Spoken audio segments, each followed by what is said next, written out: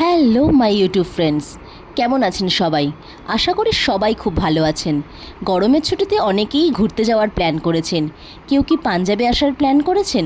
পাঞ্জাবে আসলে অবশ্যই এই শক্তিপীঠে আপনাকে আসতেই হবে।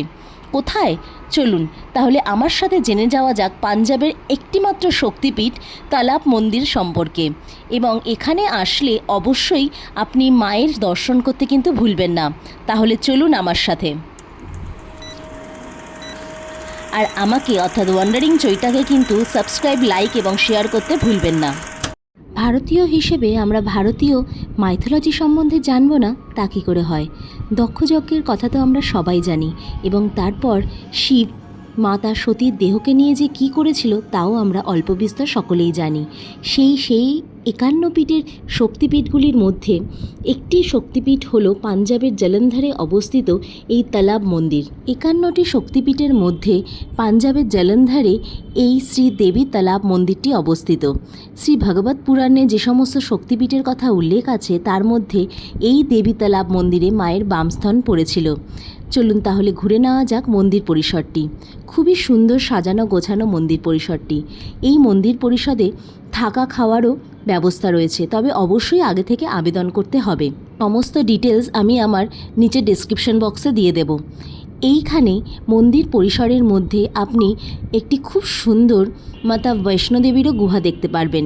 এমনকি বাবা বর্ফানি অর্থাৎ অমরনাথেরও সুন্দর একটি গুহা করা আছে। আর বিভিন্ন দেবদেবীর অবস্থান রয়েছে এই মন্দিরে।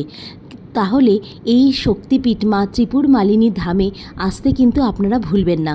পাঞ্জাবে আসলে স্বর্ণ মন্দিরের পাশাপাশি এই ধামটিও কিন্তু ঘুরে আসবেন। পাঞ্জাবের এই ধামে মা ত্রিপুর মালিনী নামে পরিচিত। এখানে শুধু পাঞ্জাব নয়, সারা দেশের মানুষ মায়ের ভক্তিতে যোগ দেয় এবং দেবীর মন্দিরে প্রণাম করে।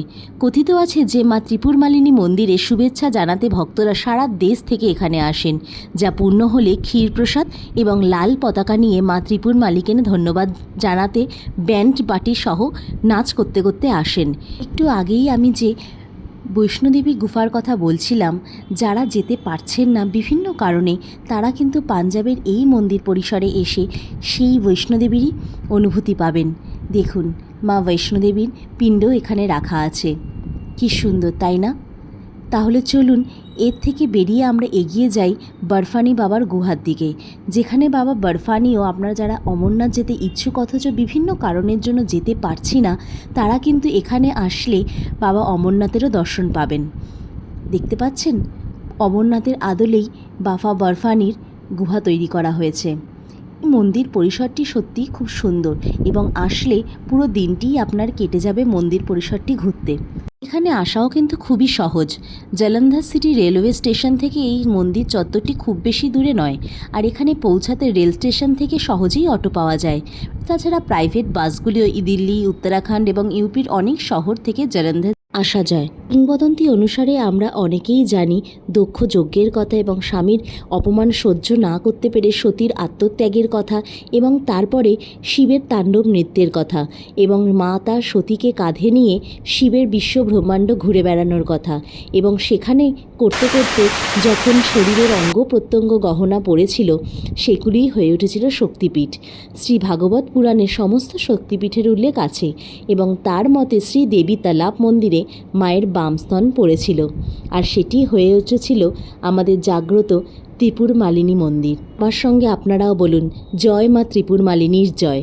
মায়ের মন্দিরে বাবা থাকবে না তা কী করে হয়? এখানে বাবা ভীষণ ভৈরব নামে পরিচিত।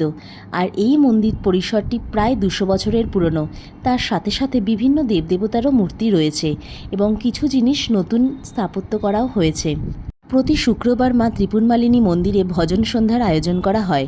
এর জন্য বিখ্যাত ভজন লেখক প্রয়াত বলবীর নিশোদনা সহ মন্দির কমিটির সদস্যরা এই জায়গাটির প্রচার শুরু করে। এই দিনগুলিতে রাজ্য জুড়ে ভজন গায়করা শুক্রবার এখানে অনুষ্ঠিত ভজন সন্ধ্যায় অংশগ্রহণ করেন এবং দেবীর দরবারে তাদের উপস্থিতি চিহ্নিত করে। একইভাবে এপ্রিল মাসে মন্দিরে বার্ষিক মেলার আয়োজন করা হয়, যেখানে দেশ বিদেশের মা ভক্তরা অংশগ্রহণ করে এবং ধর্মীয় আচার অনুষ্ঠান সম্পন্ন করেন। তাছাড়া মন্দির নির্মাণের সময় স্থাপত্যের দিকে বিশেষ নজর দেওয়া হয়েছে। 12টি সিঁড়ি ওঠার পর একটি মন্দির প্রাঙ্গণে পৌঁছায়। একপাশে একটি পিপল গাছ অর্থাৎ অশ্বত্থ গাছও রয়েছে এবং মায়ের দোলনাও রয়েছে, যা আধ্যাত্মিকতায় ভরা। তাহলে পাঞ্জাবে আসলে অবশ্যই কিন্তু আপনাদের লিস্টে এই মাতার মন্দিরটি রাখবেন। মন্দিরের টাইমিং আর 5টা মন্দিরের মতোই, সকাল 6টা থেকে রাত্রির 8টা পর্যন্ত। তাছাড়া আরতিও হয় 4 বেলা, সকাল 4টে থেকে 6টা, নৈবেদ্য আরতি হয় 7:30 থেকে 8:15, মহাভোগ আরতি হয় 10:30 থেকে 11:15 এবং সন্ধ্যা আরতি হয় সন্ধ্যে 6:30 থেকে 7:15। তাহলে আপনারা কবে আসছেন এই মাতার মন্দিরে? আমার তো বেশ লেগেছে মন্দিরটি। তাহলে আপনারাও কিন্তু একবার না একবার এই মাতার মন্দিরে ঘুরে আসতে ভুলবেন না। আর আপনারা কতগুলো শক্তিপীঠ কভার করেছেন আমাকে কমেন্টে অবশ্যই লিখবেন। আর ভালো লেগে থাকলে অবশ্যই আমার চ্যানেলটিকে লাইক, শেয়ার এবং সাবস্ক্রাইব করতে ভুলবেন না। আর অলওয়েজ ওয়ান্ডারিং চৈতাকে সকলের সঙ্গে শেয়ার করবেন।